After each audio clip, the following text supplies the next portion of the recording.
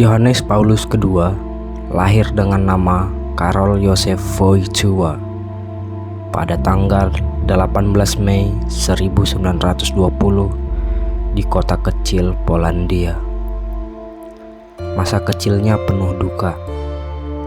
Ibunya meninggal saat ia baru berusia 9 tahun, disusul kakaknya, lalu ayahnya. Ditinggal sendirian, Karol tumbuh dengan kekuatan iman yang luar biasa. Ia mencintai teater, puisi, dan alam. Tapi di balik kesenian yang ia cintai, Tuhan memanggilnya untuk jalan yang lebih dalam.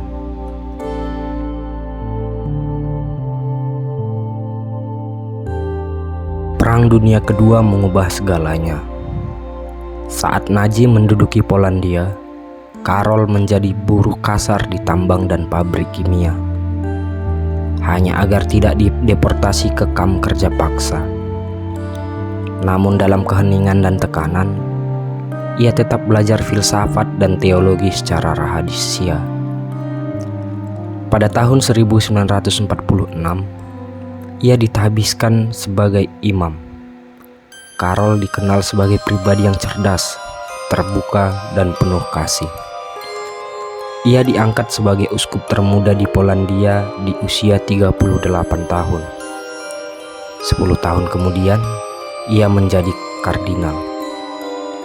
Lalu pada 16 Oktober 1978, dunia dikejutkan dengan terpilihnya dirinya sebagai paus, dan ia memilih nama Yohanes Paulus II. Ia adalah paus non-Italia pertama dalam lebih dari 450 tahun.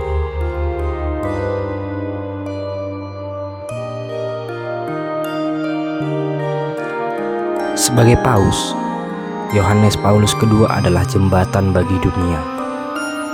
Ia melakukan lebih dari 100 perjalanan internasional, mengunjungi lebih dari 120 negara. Ia dikenal sebagai paus yang dekat dengan kaum muda, dengan budaya, dan dengan seluruh umat manusia. Ia hadir dalam berbagai dialog lintas agama, mengajak semua untuk menghormati martabat manusia dan menjaga perdamaian dunia.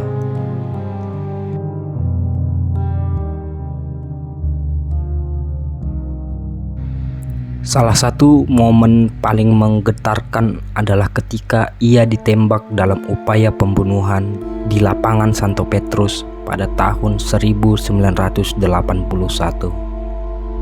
Tapi yang paling menginspirasi bukanlah insiden itu sendiri, melainkan pengampunan yang ia berikan.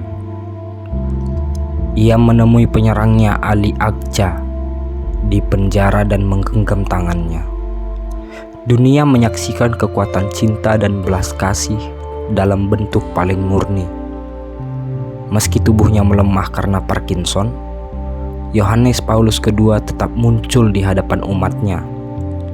Ia menunjukkan bahwa martabat dan panggilan hidup tidak ditentukan oleh kekuatan fisik, tetapi oleh keteguhan hati dan pengabdian pada kasih.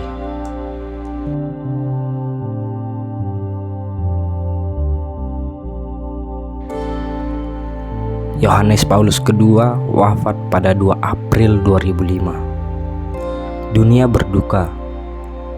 Lebih dari 3 juta orang datang ke Vatikan untuk memberikan penghormatan terakhir. Pada tahun 2014, ia dinyatakan sebagai santo oleh Paus Fransiskus, hanya 9 tahun setelah wafatnya. Ini adalah salah satu kanonisasi tercepat dalam sejarah gereja. Pesan hidupnya abadi. Jangan takut, bukalah pintu-pintu bagi Kristus. Ia mengajak kita semua untuk berani hidup dalam terang iman, dalam kasih, dan untuk tidak takut berdiri di sisi kebenaran. Santo Yohanes Paulus II adalah teladan bahwa kesucian bukanlah soal kesempurnaan, tetapi soal mencintai tanpa batas, mengampuni tanpa syarat, dan setia sampai akhir.